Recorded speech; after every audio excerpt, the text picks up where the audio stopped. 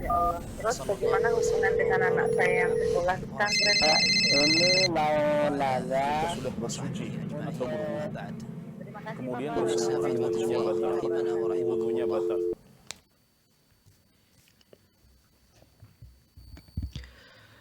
Bismillahirrahmanirrahim. Assalamualaikum warahmatullahi wabarakatuh.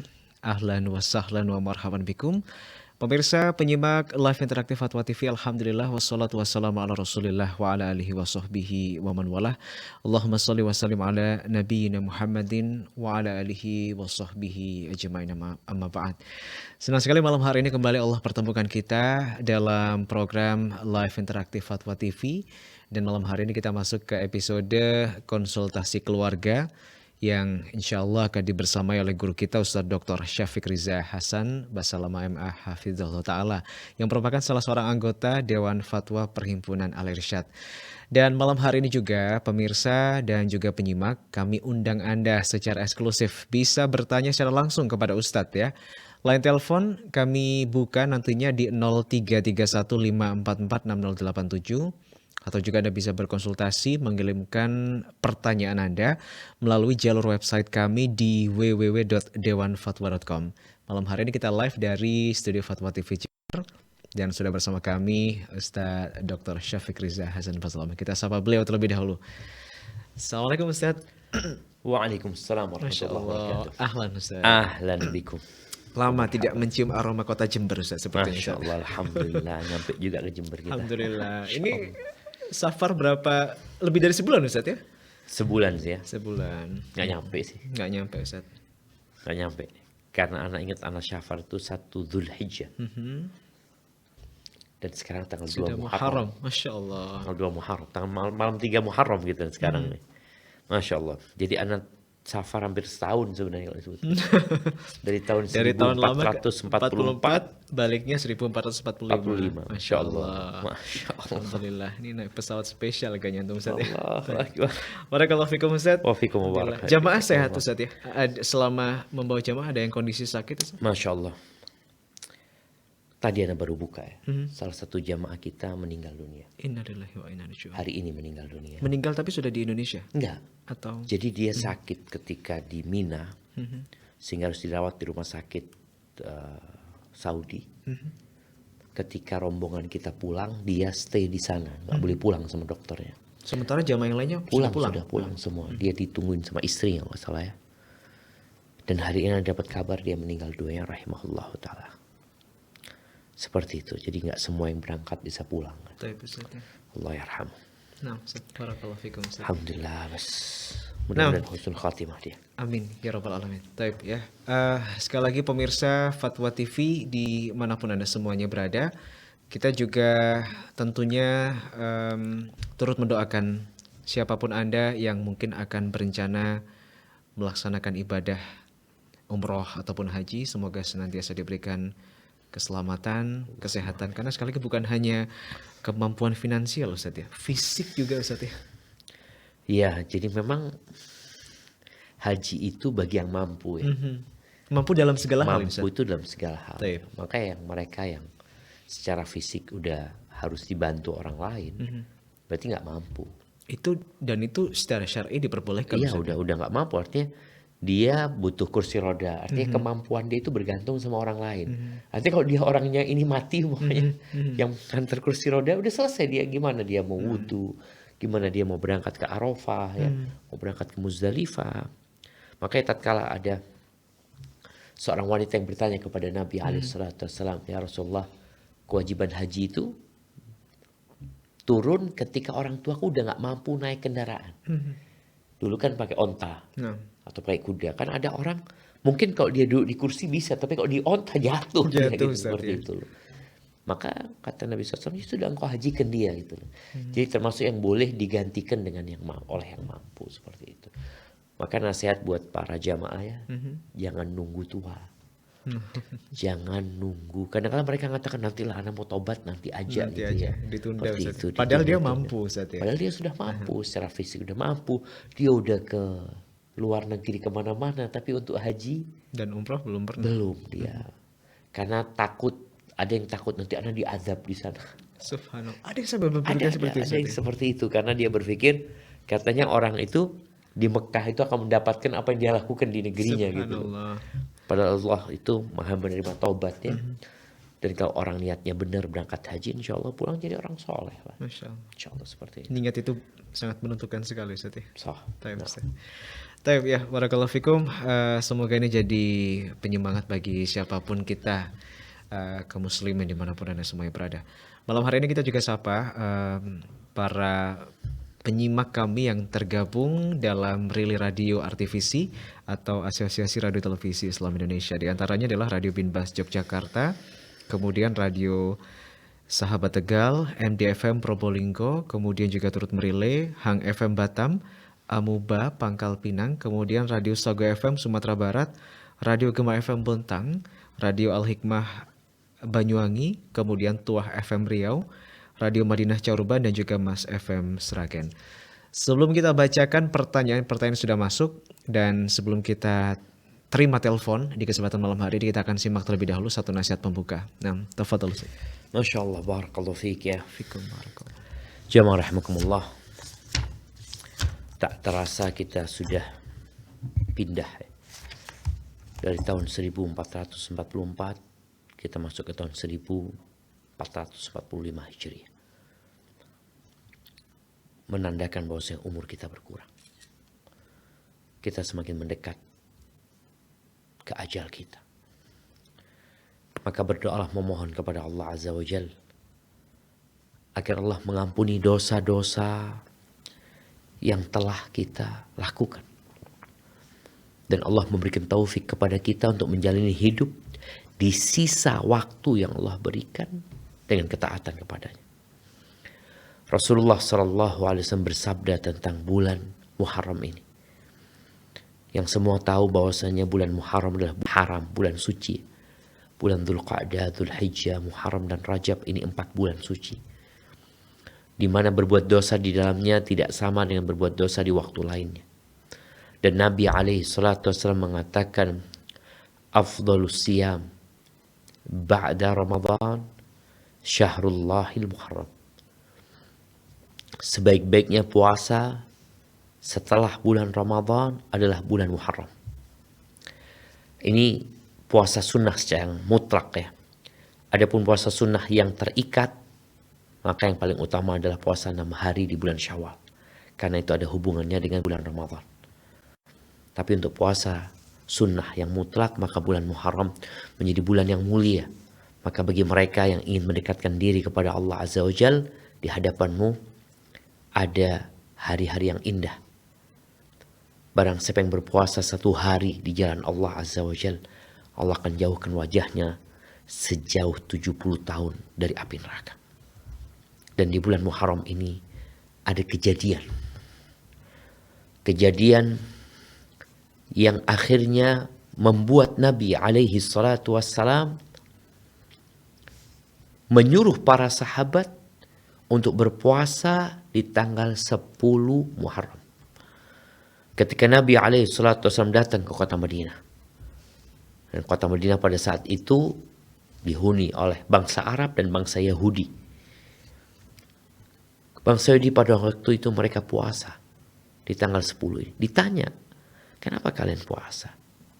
Mereka mengatakan, hada yaumun saleh. Ini hari yang baik. Najjallahu fihi Musa wa aghraqa Fir'aun. Di hari itu Allah selamatkan Nabi Musa. Dan Allah tenggelamkan Fir'aun. Dan kita puasa syukran lillah. Untuk orang Yahudi puasa. Jadi bentuk syukur mereka dengan berpuasa di tanggal 10 Muharram. Maka Nabi SAW mengatakan, Nahnu awla bi Musa minkum. Kita lebih pantas dengan Nabi Musa daripada kalian. Karena orang-orang Yahudi menyelewengkan ajaran Nabi Musa. Dan mereka juga telah berbuat berbagai macam perbuatan yang menyakiti Nabi Musa alaihissalam. Dan mereka juga telah melakukan kesyirikan. Maka Nabi Musa, Nabi kita Muhammad alaihissalam menyuruh para sahabat untuk puasa Asyura. Itu sebelum diwajibkannya puasa Ramadan. Jadi diwajibkan puasa Ramadan tahun kedua Hijriah. 1443 tahun yang lalu. Sebelumnya itu Nabi mewajibkan puasa Asyura. Dan Nabi berharap puasa Asyura itu mengampuni dosa tahun lalu. Maka mulailah tahun ini dengan memperbanyak puasa sunnah di bulan Muharram, khususnya tanggal 10 Asyura, dengan harapan engkau memulai tahun ini dengan dosa-dosa yang sudah diampuni. Dan dianjurkan untuk puasa tanggal 9-nya. Tanggal 9, tanggal 10. Kalau nggak bisa tanggal 10 aja. Atau engkau mau puasa tanggal 9, 10, 11, 12. Perbanyak puasa sunnah. Dan jangan lupa tanggal 10 Muharram. Barakallahu fiik, mudah-mudahan kita juga bisa dengan puasa ini mengajak keluarga. Mengajak anak-anak membangun rumah tangga yang penuh ketaatan kepada Allah Azza wa Jalla. Memulai hidup di tahun 1445 bersama istri, bersama anak-anak, dengan ketaatan kepada Allah dan dengan penghapusan dosa. Barakallahu fikum. Baik Ustaz, wafikum barakallah. Semoga bermanfaat yang disampaikan oleh Ustaz di kesempatan malam hari ini. Baik, sekali lagi pemirsa Fatwa TV, satu kesempatan yang baik ini semoga kita bisa maksimalkan dan optimalkan untuk bisa mendulang banyak faidah yang insya Allah akan Ustaz sampaikan. Silakan bagi Anda yang ingin bertanya secara langsung kepada Ustaz, line telepon sudah kami buka ya, 0331 5446087. Sekali lagi di 0331 5446087. Dan kita batasi satu penelpon, satu pertanyaan. Kemudian jangan lupa sebelum Anda bergabung malam hari ini untuk mengecilkan volume radio atau televisi Anda. Tapi sambil menantikan penelpon, Ustadz, kita akan bacakan dulu pertanyaan yang sudah masuk di meja redaksi kami. Pertanyaan pertama, Ustadz, datangnya dari saudara Sahrir di Surabaya. Bismillahirrahmanirrahim. Ustadz, mohon penjelasan jika seorang istri telah nusyuz dan sudah diperingatkan berkali-kali kemudian diceraikan oleh suaminya, apakah istri yang diceraikan karena nusyuz tersebut tetap memiliki hak nafkah materi selama masa iddahnya, Ustadz? Jazakumullahu khairan, Ustadz. Nah, jemaah nusyuz ini adalah salah satu bentuk pembangkangan istri terhadap suami. Ketidaktaatan dia kepada suami, tidak melayani suami, tidak berkhidmat kepada suami, keluar rumah tanpa izin, tidak mau mendengarkan arahan dari suaminya. Apakah perempuan yang seperti ini masih berhak mendapatkan nafkah? Ketika dia belum diceraikan, masih istri. Istri yang nusyuz itu, hak nafkahnya itu gugur. Ini menurut jumhur ulama. Sebagai seorang istri yang nusyuz, hak nafkahnya gugur. Karena sejatinya seorang suami diperintahkan untuk memberikan nafkah kepada istri. Istri yang taat dan nurut sama dia. Tapi ketika istri tidak mau berkhidmat kepada suaminya, maka hak nafkah itu gugur. Tapi bagaimana ketika dia diceraikan? Maka ketika dia diceraikan, atau sebelum diceraikan tadi, apabila dia dalam kondisi hamil, maka dia dapat nafkah karena kehamilan. Karena ada anaknya dia di situ. Dan ketika diceraikan pun, dia tetap dapat nafkah yang berkaitan dengan kehamilan dia. Dan nanti ketika lahir, ada nafkah yang berkaitan dengan anaknya juga.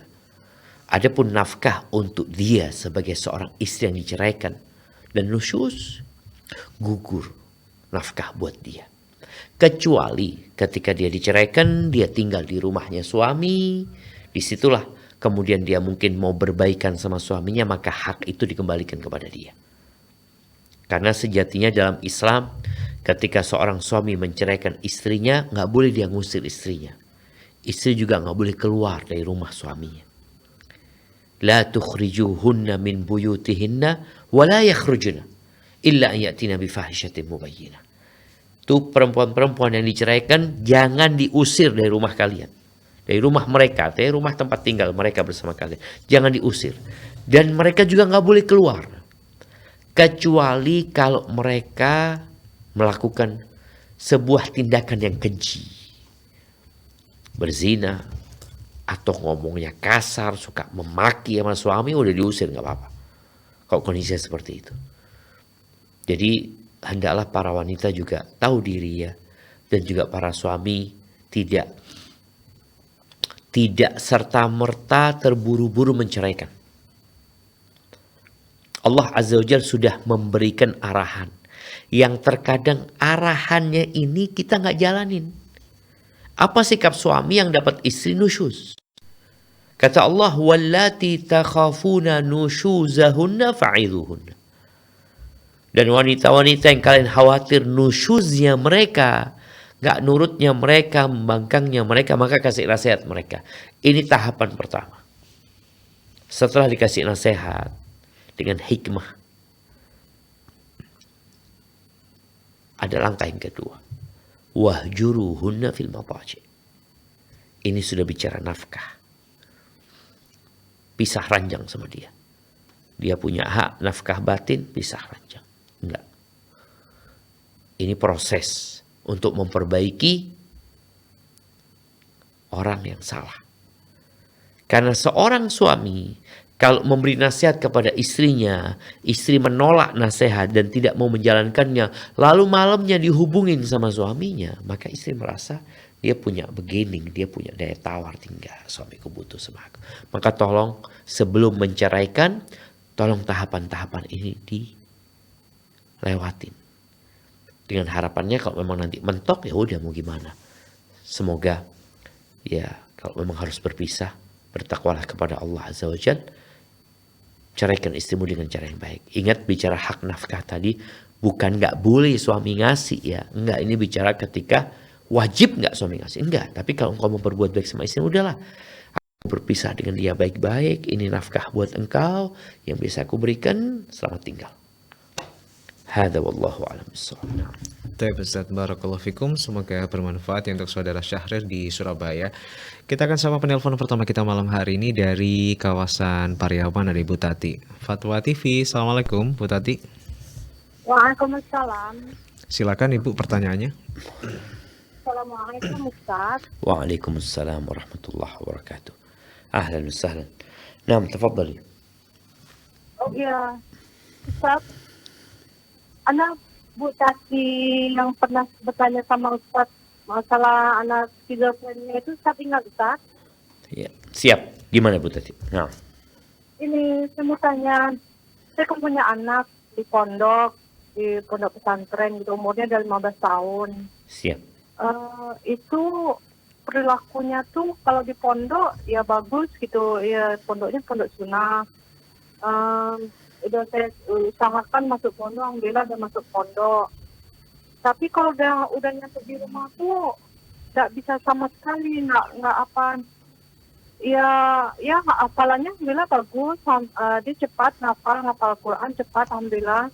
Cuman kalau di rumah tuh nggak mau murojaah, nggak mau apa, ibadahnya tuh cuma pas-pasan aja sampai rumah gitu. Nggak ada bekas kalau dia di pondok gitu. Pelakunya juga ya luar biasa gitu Ustaz. Siap. Ya qadarullah seperti itu Ustaz. Gimana mengatasinya tuh Ustaz? Masya Allah, Masya Allah. Baik, terima Masya kasih Bu Tati pertanyaannya. Ya, buat Ibu Tati ya. Bu Tati.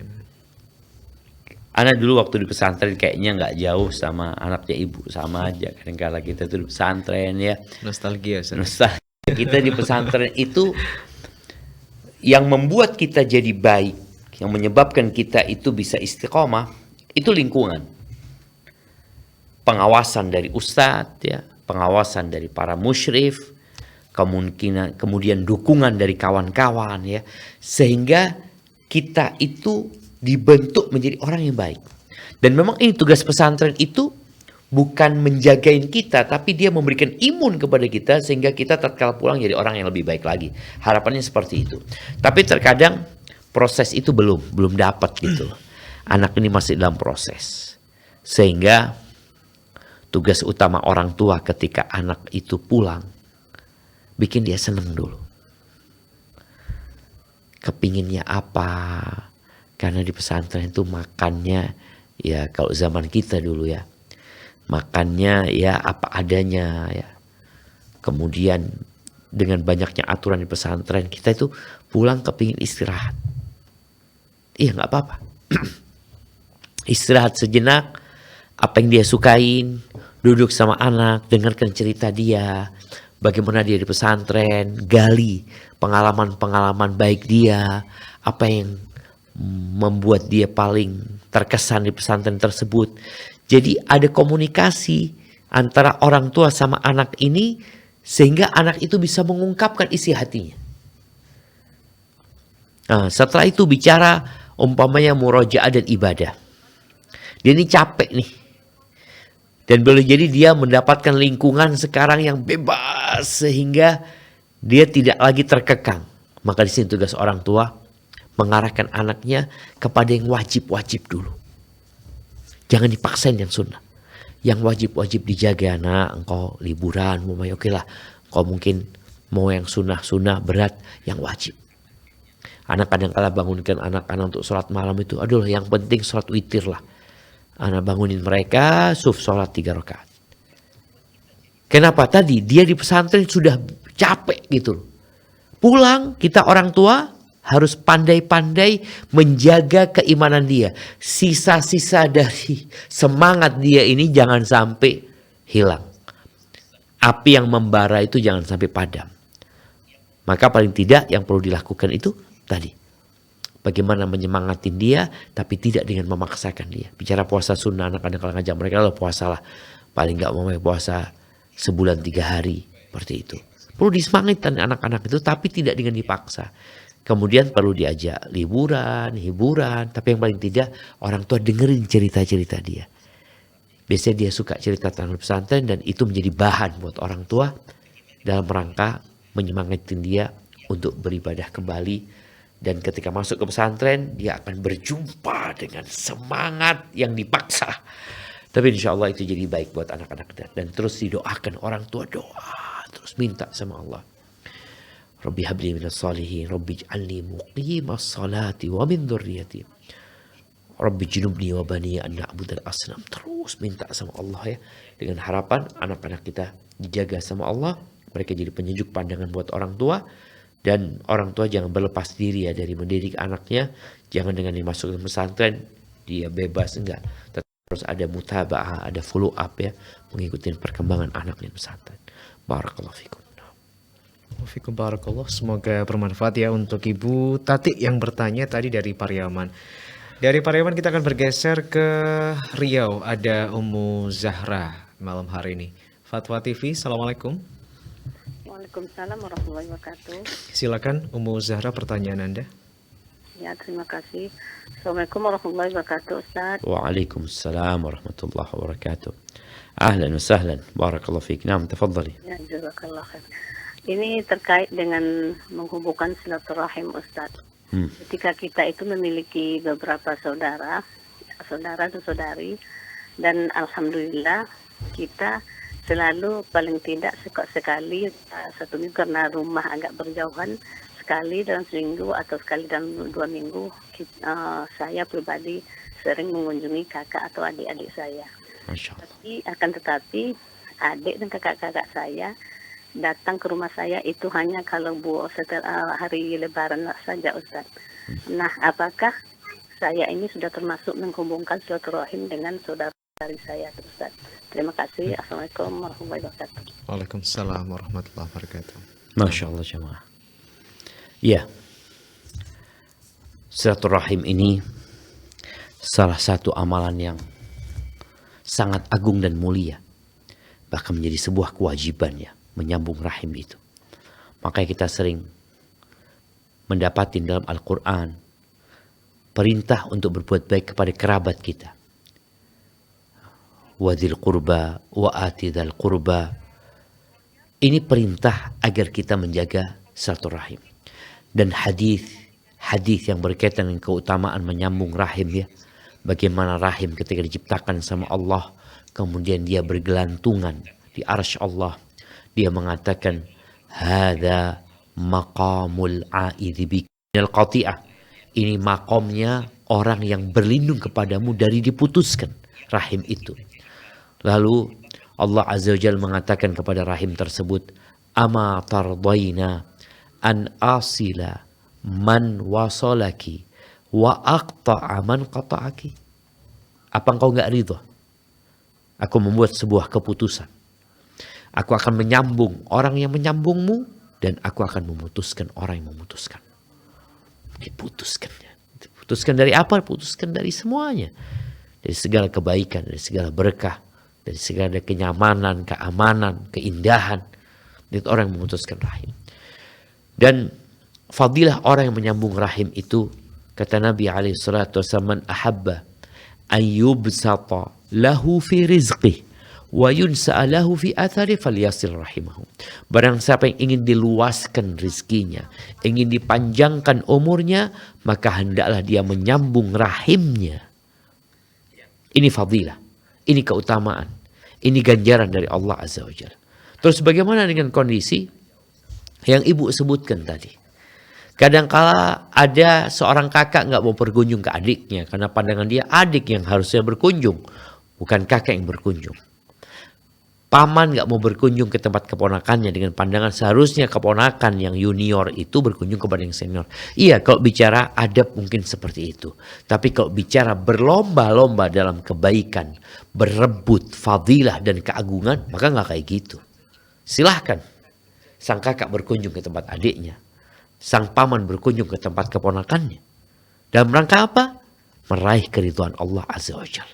Karena kita berbuat bukan untuk manusia, tapi kita berbuat sejatinya untuk diri kita sendiri. Jadi yang ibu lakukan, sebenarnya ibu nggak berbuat baik kepada kerabat ibu. Karena Allah mengatakan, in ahsantum ahsantum li anfusikum. Kalau kalian berbuat baik, sejatinya kalian berbuat baik kepada diri kalian sendiri. Tolong ini digarisbawahi.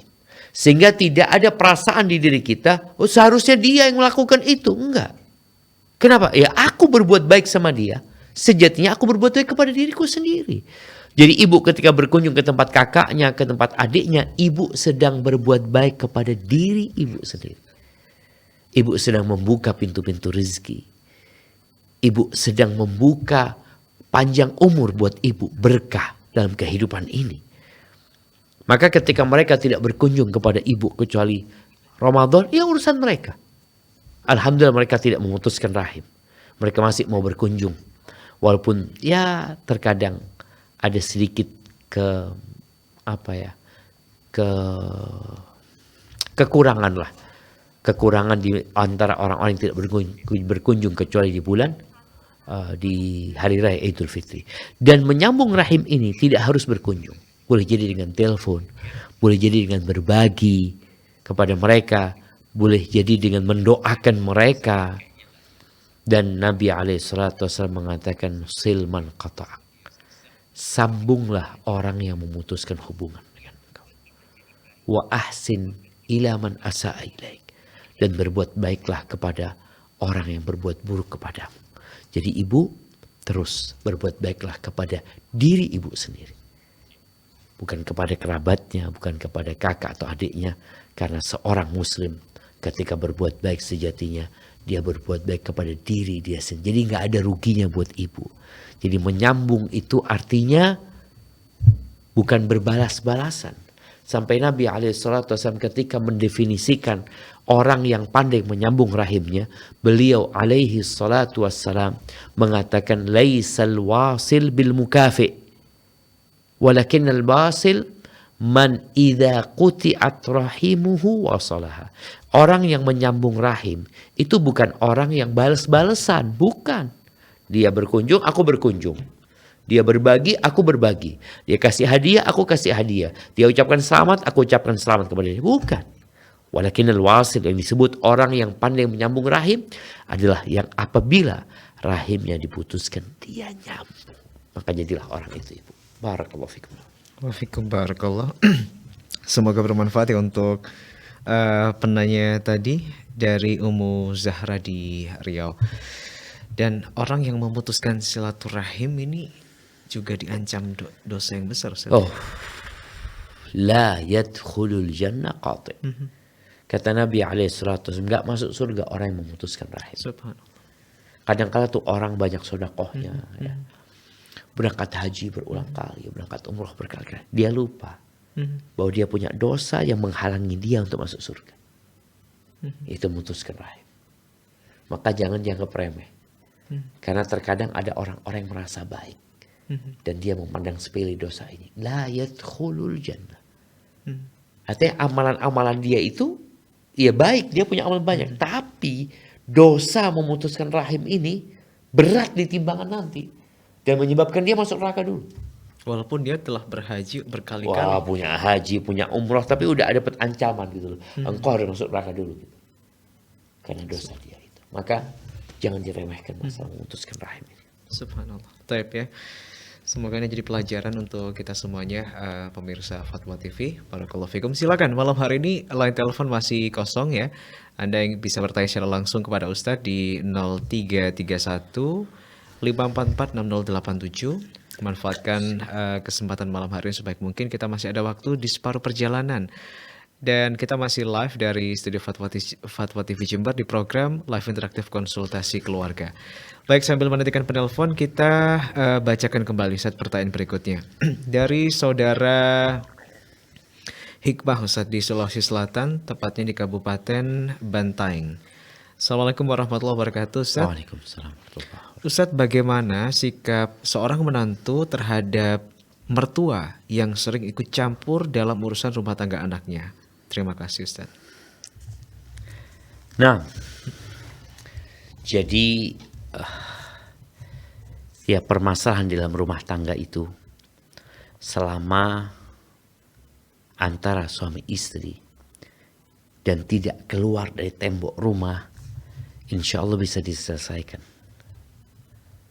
Tapi terkadang ada pihak ketiga atau pihak dalam yang laporan kepada pihak luar. Sehingga menyebabkan rumah tangga itu perlahan-lahan menuju kepada kehancurannya. Maka bagi para suami, hendaklah engkau pandai-pandai menyimpan permasalahan rumah tanggamu.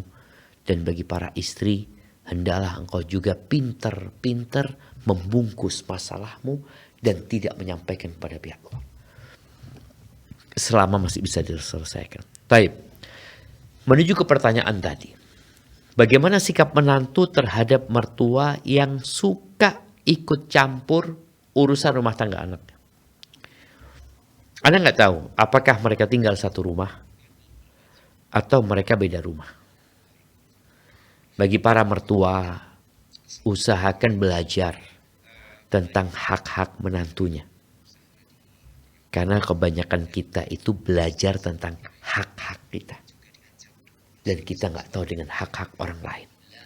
Sehingga yang terjadi nuntut kepada orang agar memberikan hak kita. Dan kita lupa dengan hak orang lain itu. Tapi karena yang bertanya ini menantunya, apa sikapmu? Yang pertama, kau perlu bersabar. Perlu bersabar dan mendoakan. Serta bagaimana menjadi orang yang baik kepada suamimu. Yang menyebabkan mertuamu merasa aman. Anaknya ini gak dipengaruhi sama istrinya. Anaknya ini gak diatur sama istrinya. Jadi bagaimana engkau bersikap menjadi menantu yang baik. Karena boleh jadi mertua turut campur karena gak percaya sama engkau. Maka sekarang kau tumbuhkan trust, athiqah dari mertua kepada dirimu. Ketika mertua mungkin ya masuk dalam rumah tanggamu, yang kau ucapkan minta maaf. Engkau jangan konfrontasi sama mertua. Karena biasanya engkau juga akan nggak bisa lah menghadapi mertua karena dia ibu dari suamimu. Maka bagaimana engkau berusaha untuk menghormati mertua. Ditegur ini itu, katakan jazakillah khairan, barakallahu fik. Iya, makasih. Ambil positifnya. Kenapa? Karena dia udah berpengalaman berumah tangga, yang mungkin dia kepingin rumah tangga anaknya ini cepat seperti rumah tangga mereka. Itu sebuah kesalahan. Nih orang baru belajar berumah tangga, nggak seperti mertuanya mungkin yang sudah puluhan tahun berumah tangga. Maka engkau bersabar dan selalu berusaha untuk menghadapi itu, ikut campur orang tua dengan ucapan jazakallah khair. Terima kasih, jazakallah khair. Terima kasih, jazakallah khair, minta maaf, dan kau perbaiki dirimu. Lama-kelamaan insya Allah orang itu bosan. Kenapa? Ya kalau kita selalu mengatakan jazakallah khair, barakallahu fiik, ini kita nggak ribut, ya sudah selesai. Kau perbaiki diri. Apalagi kalau engkau tinggal bersama mertua, paling tidak ya engkau tadi minta maaf, terima kasih. Terima kasih, minta maaf. Dan kau bagaimana menunjukkan kepada mertua bahwa kau cinta sama mertua, kau menghormati mertua. Dan ini menjadi modal ya. Kalau mertua cinta sama kau, udah kau mau minta apa, insya Allah dimudahkan jalannya. Barakallahu fikum. Baik Ustaz, barakallahu fikum. Dan ini menjadi permasalahan yang pelik juga Ustaz ya, kalau sudah mertua dengan menantu, dan ini juga banyak ternyata kejadiannya di masyarakat orang yang sampai bercerai Ustaz ya. Ya, ya itu. Jadi mungkin juga ini jadi bahan renungan buat para suami ya. Kalau bisa suami itu tidak mengumpulkan istri bersama orang tua. Mertua. Walaupun tujuannya baik, mungkin untuk menemani, Iya. untuk teman ngobrol Ustaz. Kalau harus seperti itu paling tidak punya dapur sendiri. Punya pintu keluar sendiri. Jadi ada privasi lah. Ada privasi. Karena kalau enggak, kita di mertua ini kan sudah kawakan ya. Udah punya pengalaman. Ini baru belajar. Betul. Kayak antum lihat lah, kalau antum lihat orang baru belajar naik motor. Kita yang di belakangnya itu kan gak suka. Ya Allah, ini baru belajar nih kayak seperti itu. Jadi kita maunya orang ini kayak kita. Ya enggak, dia baru belajar. Betul, Jangan betul. dipaksain. Mungkin dia pelan-pelan seperti itu. Takut jatuh, Takut Ustaz ya. jatuh ini. Ya, itu yang terjadi sama mertua. Dia melihat menantunya ini kayak orang naik motor atau naik sepeda jatuh lagi. Aduh, kau nggak bisa naik sepeda. Baru belajar memang. Gitu. Kemudian dia perasaan Ustaz ya. Waduh, akhirnya sih menantu, ya Allah gimana anak mertua ini kayak gitu. Maka nih kembali kepada kebijakan suami ya. Dan para mertua juga harus sadar bahwasanya menantu itu punya hak tempat tinggal. Nah ini harus dipahami juga oleh Iya. mertua Ustaz ya. Dia nggak harus tinggal sama mertua. Dia punya hak tempat tinggal. Dan seorang istri pun boleh Ustaz ya meminta kepada suami tentang itu tempat hak tinggal. Dia, itu hak dia. Dia Kalaupun mengatakan aku nggak mau dikumpulin sama orang mertua. tua. Itu hak dia. Seperti itu. Kadang kalau suami mengatakan, oh kok dua harga enggak. Dia sedang meminta haknya. Gitu loh. Dan kalau bicara haknya itu nggak banyak sebenarnya. Kalau menyebutkan haknya seorang istri itu tempat tinggal, ya rumah, mau kamar ya, kamar, kemudian dapur, kemudian ya ruangan yang dia perlukan. Ya mungkin ada pintu khusus buat dia. Jadi nggak harus rumah yang full, nggak boleh. Jadi di rumah orang tuanya dibikinin kamar sama kayak kos-kosan. Ada sekat lah ya Ustaz ya. Ada sekat lah. Kalau sekarang kita lihat kadang ada kos-kosan itu. Atau rumah minimalis tuh 5x5 gitu ya. 5x5. Tapi udah lengkap tuh. Ada dapurnya, ya ada apa. Jadi seperti itu. Kumpul sama orang tua. Jadi tiap hari sang anak juga bisa berbakti sama orang tua. Sang menantu juga bisa menemanin mertuanya. Tapi dia punya privasi.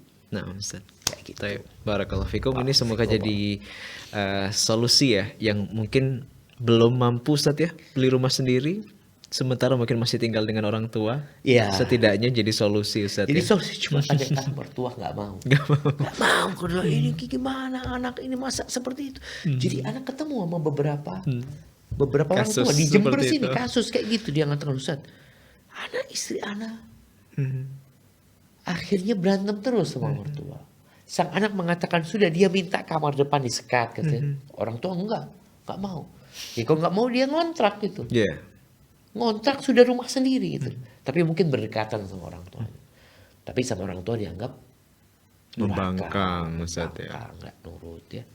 Itu jadi menantu harus belajar, mertua juga harus belajar. Jadi bukan sekedar mengikuti tradisi dan budaya yang ada. Baik, Ustaz, ya. Sehingga kita jangan sampai di hari kiamat itu mendolimin. Kita merasa nggak mendolimin, kita merasa didolimin. Kan orang kadang seperti itu. Wah, anak punya menantu mendolimin anak, dia minta rumah sendiri. Kita merasa punya menantu kurang ajar, padahal boleh jadi kita sebenarnya Yang mendolimi dia, Ustaz, ya. Baik, Ustaz. Nah, Masya Allah, ini juga semoga jadi pelajaran ya buat orang tua yang akan menikahkan anaknya, Ustaz, ya. Ya harus siap. Harus siap, Ustaz, ya. Dan cara berbakti seorang anak kepada orang tua tidak hanya dibuktikan dengan tinggal bersama, Ustaz, ya. Ya, boleh Ada jadi hak istri yang harus dipenuhi juga, Ustaz, ya. Iya. Oh, itu tadi. Dia harus tahu, seorang suami ini harus tahu. Dia punya orang tua yang dia harus berbakti. Dia punya istri yang dia harus bertanggung jawab. Mungkin bedanya di situ ya. Orang tua dia berbakti, istri dia bertanggung jawab gitu. Dia ini anaknya orang nih. Antum keluarkan dia dari rumahnya, antum pisahkan dia dari orang tuanya, antum pisahkan dia dari kakak, dari adiknya, dikeluarkan, ditaruh. Engkau bagaimana bisa menjadi pengganti semua orang yang engkau keluarkan dia dari, pengganti bapaknya, pengganti ibunya, pengganti kakaknya, pengganti Allah, berat jadi suami sebenarnya. Termasuk penjaga perasaan, Ustaz, ya. Nah, itu yang terpenting. Barakallahu fikum, semoga bermanfaat ya untuk saudara Hikmah di Kabupaten Bantaeng, Sulawesi Selatan. Tapi berbicara soal keluarga, tentunya setiap pasangan, setiap insan itu pasti ada ujian, dan dalam rumah tangga ini tidak selalu dalam keadaan berbahagia. Ujian itu juga terkadang membuat suami dan juga istri benar-benar diuji apakah dia dikategorikan sebagai suami yang bertanggung jawab, suami yang amanah, termasuk juga bagi seorang istri. Oleh karena itu memang Allah juga turunkan ujian, Ustaz, ya. Dan mertua pun itu juga bagian dari ujian, Ustaz, ya. Semua antum ujian buat antum. Ujian buat antum. Ustaz, barakallahu fikum. Kita akan bacakan pertanyaan berikutnya, Ustaz, dari saudara Syifa di Kota Makassar, Sulawesi Selatan. Assalamualaikum warahmatullahi wabarakatuh, Ustaz. Waalaikumsalam. Ustaz, izin bertanya, apakah orang tua berdosa jika membiarkan anaknya hidup dengan keluarga lain, yakni tante, padahal orang tua ini mampu untuk merawat, dan saya sebagai seorang anak ini merasa ditelantarkan walaupun saya tinggal dengan keluarga. Tapi kan rasanya beda, Ustadz, jika saya tinggal bersama dengan orang tua. Ibaratnya saya merasa cuma numpang dilahirkan ke dunia, kemudian saya diserahkan kepada keluarga. Mohon arahan dan masukannya, Ustadz. Masya Allah, ya. Ini ada seorang anak yang tahu-tahu hadir di dunia ini kok nggak sama emak sama bapaknya ya. Kemudian dia merasa ditelantarkan. Yang pertama, ketahuilah bahwasanya Allah berwasiat ya, kepadamu agar engkau berbakti kepada kedua orang tua. Wasainal insana biwalidayhi husna. Wa qadha rabbuka alla ta'budu illa iyyahu wa bil walidaini ihsana. Engkau punya kewajiban berbakti kepada orang tua yang melahirkanmu, orang tua yang melahirkanmu ya, bapak yang berjuang untukmu sampai kau lahir ke dunia ini. Jadi kalau tadi engkau katakan seakan-akan orang tua aku cuma numpang di perut ibunda, dilahirkan kemudian diserahkan kepada bibi, kepada tante. Ketahuilah bahwasanya ketika engkau berada di perut ibundamu, ketika ibundamu melahirkanmu, satu rasa sakit. Ini pernah kejadian di masa Abdullah bin Umar bin Khattab radhiyallahu anhuma, ketika seorang anak menggendong ibunya berangkat haji dari Asfahan. Dia gendong, dia bawa tawaf, dia bawa ke Arafah, dia bawa ke Mina, ke Muzdalifah, semua selesai dengan digendong ibunya ini. Dia bertanya, Aturani qad jazaituha. Apa menurutmu aku sudah membalas kebaikan ibuku? Enggak. Wala bizafratin min zafaratiha. Satu rasa sakit ketika dia mengeluarkan engkau, satu rasa sakit belum kau balas. Jadi kalau engkau sebagai seorang anak merasa peran ibumu itu remeh, engkau ketahuilah kalau engkau memberikan semua isi dunia kepada ibumu, engkau belum membalas ibumu. Maka jangan diremehkan hal itu. Ibumu telah berbuat baik kepadamu. Engkau tidak dibuang, dilempar ke sampah. Kau pernah baca berita ada seorang anak yang dibuang di sampah, ditemukan oleh Pak Kampung, oleh Pak RT dan tidak tahu siapa orang tuanya. Dan banyak anak-anak seperti itu. Engkau enggak. Engkau alhamdulillah. Engkau dititipkan ke ibumu. Boleh jadi kau bukan dititipkan ke ibumu, ke bibimu, ke tantemu. Tantemu yang minta engkau. Ini kadang-kala kita buruk sangka. Merasa orang tua kita melantarkan kita, padahal orang tua kita sedang berbuat baik kepada saudaranya, kepada tantemu. Dan dia mungkin pura-pura gak peduli karena takut tantenya juga nanti sakit hati ketika engkau terlalu peduli sama orang tua. Jadi selalu kita positive thinking, husnudzon. Jadi insya Allah orang tuamu cinta sama engkau. Buktinya engkau tidak dibuang dan engkau diberikan kepada bibimu, kepada tantemu. Mungkin karena satu dan lain hal. Engkau tetap wajib berbakti. Ingat, satu rasa sakit ketika ibumu melahirkanmu, engkau gak bisa balas. Dan engkau wajib berbakti sama orang tua. Jadi mulai saat ini, berusaha untuk selalu mendoakan orang tua, berbaik sangka sama orang tua, dan terus berbakti kepada orang tuamu. Kepada bibimu juga yang membesarkanmu, kepada orang tuamu yang melahirkanmu. Engkau wajib. Dan hidup ini ujian tadi disebutkan. Boleh jadi ujian itu untuk mengangkat derajatmu. Dan boleh jadi ketika kau berada di rumah orang tua mungkin kau nggak seperti sekarang. Engkau bisa lebih menjadi orang yang tidak manja. Menjadi seorang pejuang. Menjadi seorang yang siap menghadapi kehidupan. Ingat, katakan Rabbil firli wali walidayya warhamhuma kama rabbayani shaghira. Barakallahu fikum. Wafikum barakallah Ustaz, semoga bermanfaat ya untuk Saudari Syifa di Kota Makassar, Sulawesi Selatan. Kemudian kita akan sapa penanya berikutnya dari Bandung, Umu Fatih di Bandung, Jawa Barat. Bismillah Ustaz, sebagai pasangan suami istri yang baru belajar sunnah, terkadang suami ini jadi terkesan lebih melegalkan egonya dengan menjadi lebih kasar bila tersinggung dan juga mudah mengancam menceraikan istri bila mengingatkan untuk sholat ke masjid, mengaji, dan untuk berbuat baik kepada keluarga istri, yakni mertua. Padahal sebagai seorang istri, saya selalu mendukung dan juga berbuat baik kepada ibu dari suaminya, yakni suami saya, yakni menengok, menyapa via WA dan lain sebagainya. Ustadz, saya sadar bahwa surga saya ada di suami.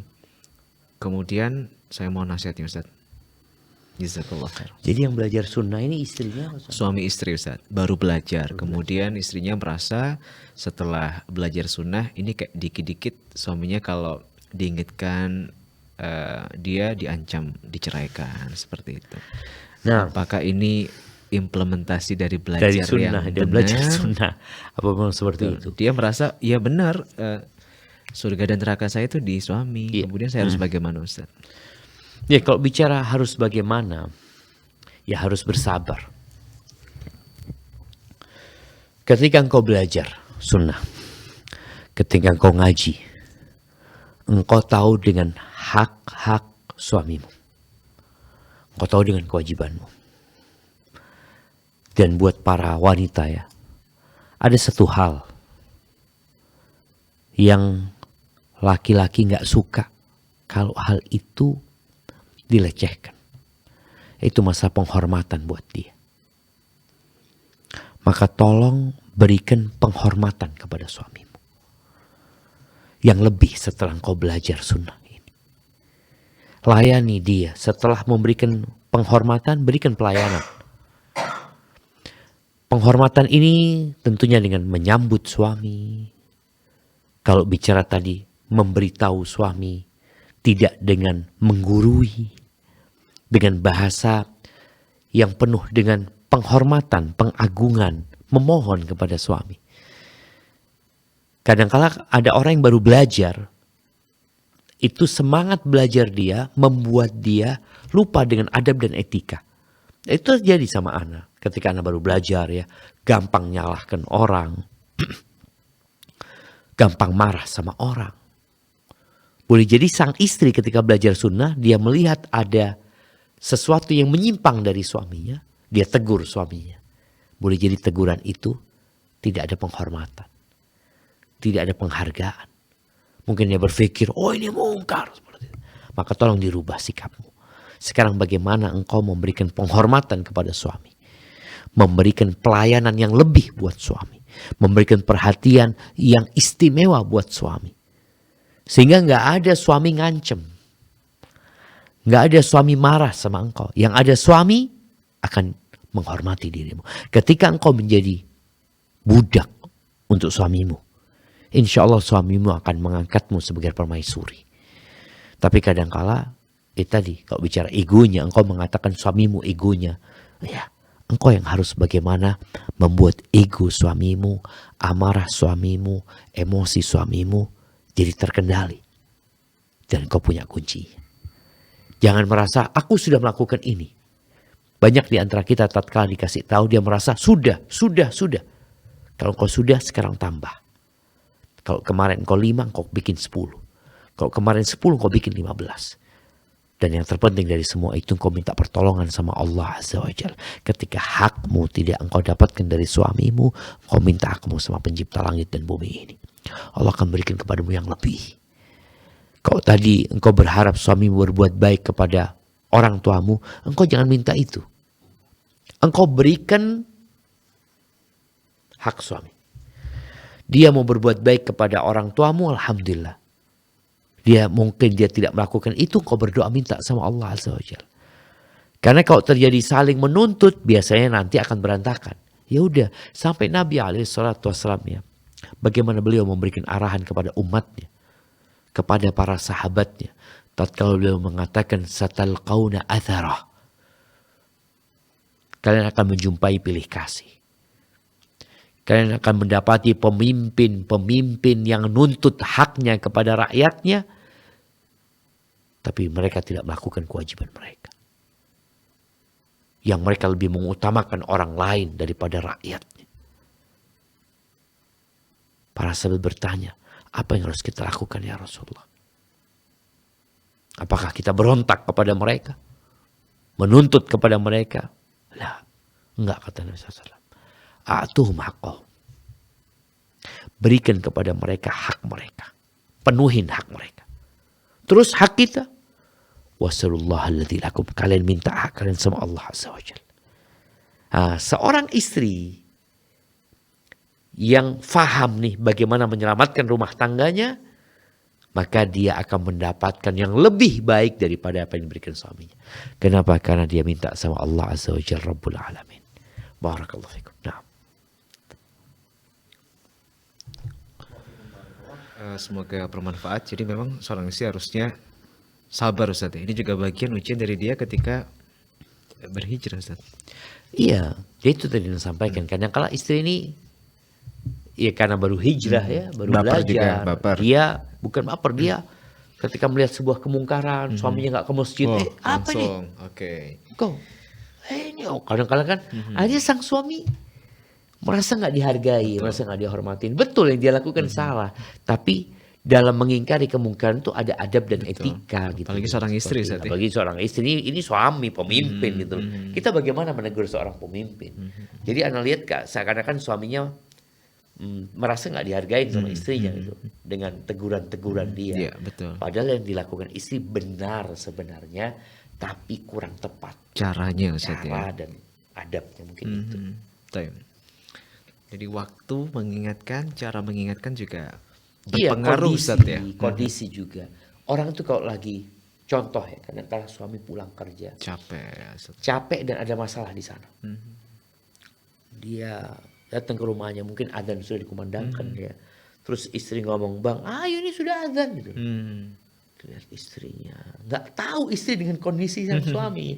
Seharusnya mungkin dengan dipijat suaminya, kasih air hangat ini itu. Lalu pertanyaannya, "Bang, nggak mau ke masjid, Bang?" Jadi seakan pertanyaan bukan perintah. Betul, gitu. Betul Ustaz, bukan perintah. Sehingga itu mungkin akan lebih mengetuk hati, menyentuh hati gitu loh. Baik Ustaz. Kayak gitu. Barakallahu fikum.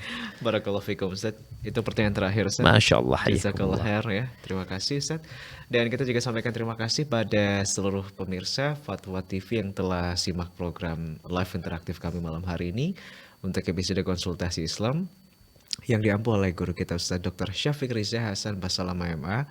Dan insya Allah bagi Anda yang mungkin belum berkesempatan tanya di kesempatan malam hari ini, semoga Allah mudahkan bisa kembali bergabung di kesempatan berikutnya. Anda bisa simak program-program live interaktif dari hari Senin sampai dengan hari Jumat di waktu dan jam yang telah dijadwalkan. Informasi-informasi berkaitan dengan Dewan Fatwa dan juga Fatwa TV silakan Anda bisa akses di fatwatv.id atau di dewanfatwa.com. Kami juga mengundang kepada kaum muslimin dimanapun Anda berada untuk bisa menjadi bagian dakwah dari Fatwa TV. Silakan Anda bisa berpartisipasi dengan mengirimkan sebagian dari rezeki Anda melalui nomor-nomor rekening yang tertera di layar kaca Anda. Jazakumullahu khairan sekali lagi dan sampai ketemu kembali insyaallah di live interaktif berikutnya. Wassalamualaikum warahmatullahi wabarakatuh. Ya Allah. Terus bagaimana hubungan dengan anak saya yang sekolah di pesantren?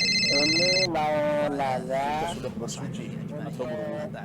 Terima kasih Kemudian Bapak. bersentuhan dengan suami atau Rahimana wa rahimakumullah. wudunya batal.